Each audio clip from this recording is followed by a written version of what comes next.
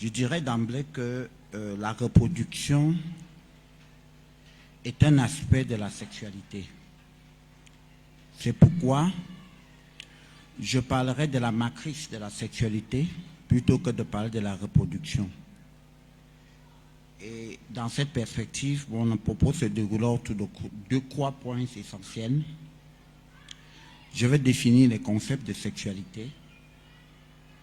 Après avoir défini les concepts de sexualité, je vais montrer l'articulation générale qui existe entre la psychologie et le droit aujourd'hui, et je vais m'appesantir sur la sexualité en milieu familial.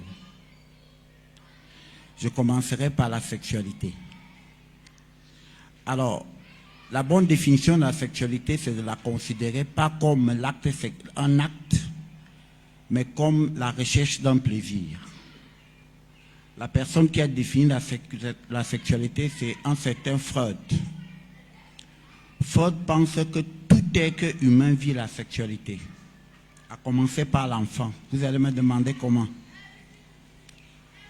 L'enfant vit la sexualité parce que dès le stade oral, lorsque l'enfant naît, vous allez constater de manière maladroite ou adroite que beaucoup de parents disent que cet enfant de 0 à 1 an, 5 mois, dirige tout vers la bouche. Pourquoi? Parce que lorsqu'il est arrivé au monde, le premier organe qui a procuré le plaisir à travers le sein de sa maman, c'était le sein. Et le sein a permis que cet enfant recouvre un certain plaisir. Et c'est pour cela qu'il dirige tout vers la bouche. Le premier organe sexuel devient donc la bouche. Et c'est pour cela que l'enfant dirige tout vers la bouche. C'est ce qu'on appelle la sexualité orale. La deuxième sexualité, c'est pas que la deuxième, le deuxième organe de sexualité ici, c'est au niveau de la région anale. Vous allez remarquer qu'à un certain moment de l'évolution de l'enfant, lorsqu'il fait déféquer, il s'éloigne. Il cherche un espace assez propice et il se concentre. La sexualité va se déplacer de la zone buccale aux régions anale. Lorsqu'il défèque, il éprouve une certaine sexualité. On parle de sexualité anale. La sexualité va évoluer aussi, arriver au niveau du phallus. Et c'est peut-être le reproche qu'on fait à Freud, qui ne considère pas la femme parce que la femme n'a pas de phallus. Vous allez voir le petit garçon, lorsqu'il urine, il tient bien son membre viril, il le manipule lorsqu'il urine parce qu'il a un certain plaisir. Nous parlons donc de sexualité du phallus, le membre viril. Et les angoisses existentielles, l'angoisse que nous vivons en tant qu'être humain va naître de cela avec la perte qu'il a de perdre cet objet. Alors, si nous avons défini la sexualité comme la satisfaction de plaisir, tout le monde vit la sexualité. Mon inclinaison sexuelle peut être différente de la vôtre. Et c'est pour cela qu'aujourd'hui se pose un problème lorsqu'on parle aujourd'hui de l'homosexualité, parce que l'inclinaison sexuelle des homosexuels est peut-être différente des nôtres. Parlons-en un peu, faisons donc une petite virgule sur ce phénomène que je voudrais peut-être éclaircir. Nous avons enregistré deux aspects pour parler du phénomène de l'homosexualité. Nous avons enregistré un aspect biologique et nous avons enregistré un aspect peut-être circonstanciel.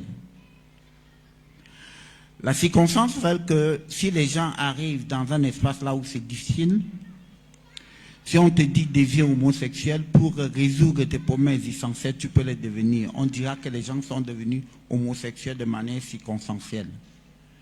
Mais de manière biologique, il y a des biologistes parmi nous, il y a des professeurs parmi nous, ils savent qu'il y a des accidents génétiques à travers un syndrome assez connu qu'on appelle le syndrome de Klinefelter avec des accidents génétiques. Ça veut dire que je peux avoir une garniture d'un homme, mais je me présente, j'aime manifester mon comportement comme une femme. C'est pour cela que vous allez voir des garçons ici dehors qui ont toute une femme, mais ils ont des organes sexuels comme des hommes. C'est là où se pose effectivement le problème de savoir qu'est-ce qu'on doit faire de cela.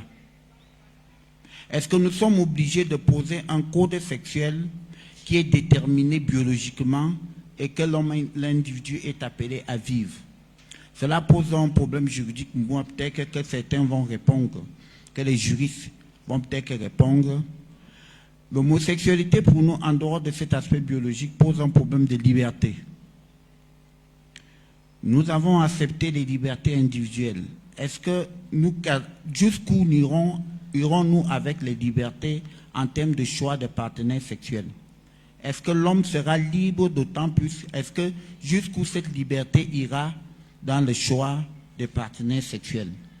Nous voulons donc de planter les décors en définissant la sexualité et la reproduction qui est un aspect de la sexualité. Parce que lorsque nous aborderons la famille, on va bien insister sur ce problème pour bien comprendre notre propos. Nous arrivons maintenant à établir, pour mieux me faire comprendre, pour développer plus tard la relation, pour m'intégrer dans la famille, la relation entre la psychologie et les droits. Mes chers amis, j'aime toujours dire aux juristes que nous devons travailler beaucoup ensemble. Je m'amuse souvent à poser la question aux juristes, que veut dire nul est censé ignorer la loi?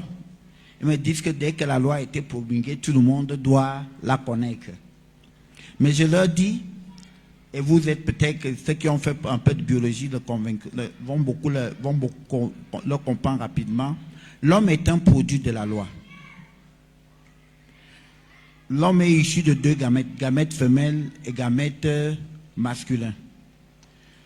Il y a un mécanisme qui fait en sorte qu'un être humain, tout être humain a une cellule gamétique égale à 2n égale à 46 chromosomes.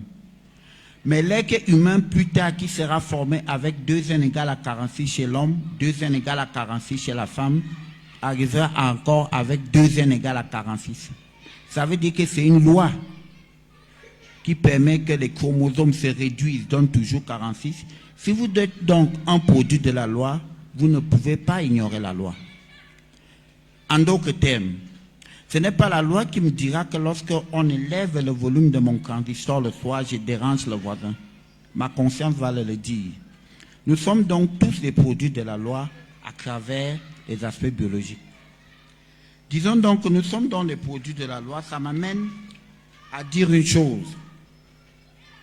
Alors, si nous sommes des produits de la loi et que nous avons établi la relation entre les juristes et nous pouvons donc mieux comprendre la préoccupation que les juristes ont, me semble la même que les psychologues ont aujourd'hui, à savoir la recherche de la vérité. Lorsqu'on recherche la vérité, le juriste s'appuie sur ce qui est là. Je prends une affaire X. Lorsqu'il y a des accidents d'avion aujourd'hui, les gens savent bien que leurs familles ont perdu les membres de leur famille. Mais ils se posent la question, qu'est-ce qui s'est passé? On établit donc des procédures juridiques. Les procédures juridiques cherchent à manifester la vérité et cette vérité est très utile pour un psychologue, à savoir la réparation mentale. J'ai toujours eu à accompagner les jeunes filles victimes de viol. Il est apparu que lorsque vous engagez une thérapie d'une fille victime de viol, si elle ne connaît pas son bourreau, le processus thérapie est irréversible. Il faut d'abord identifier le bourreau. Il va donc voir que les juristes recherchent la vérité et cette vérité est un processus indéniable pour la réparation mentale. Nous allons donc nous intéresser à la famille aujourd'hui. Alors, lorsque j'interroge les données juridiques, je vois que les juristes s'intéressent beaucoup par la notion de lien pour définir la famille. Le psychologue va s'intéresser à la famille en tenant compte de beaucoup de leviers. On vient de parler de la production médicalement assistée, malgré que nous arriverons à faire des petites discussions.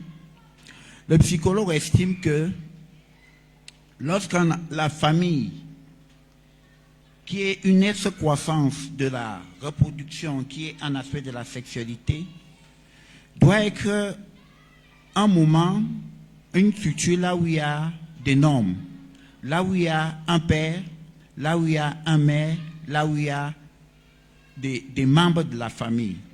Que représente le père? Le père représente l'autorité. La mère représente l'affectivité. Sans autorité, l'enfant va grandir en transgressant les normes sociales. Sans affectivité, la personne va penser que tout est possible. Merci, Madame la modératrice. Alors, si on résume tout cela, on dira que penser la famille aujourd'hui en la perspective psychologique, en intégrant le droit, c'est de donner la chance aux individus de construire des espaces là où les deux parents se réunissent et apportent à l'enfant les deux aspects. Sans autorité, sans affectivité, l'enfant ne peut grandir dans les bonnes conditions. Je terminerai mon propos parce que mon temps est parti, c'est presque fini, en disant que construire une famille aujourd'hui devient une chose très difficile. Dans un espace où les aspects pécuniaires sont les aspects qui réunissent plus les individus. Il faut reconstruire les familles en sachant que les problèmes de reproduction sont liés à la sexualité. Et pour qu'il y ait sexualité, il faut qu'il y ait confiance entre les deux partenaires. Et c'est cette confiance sera le lien, le socle de faire grandir les enfants et qu'il y ait moins de problèmes.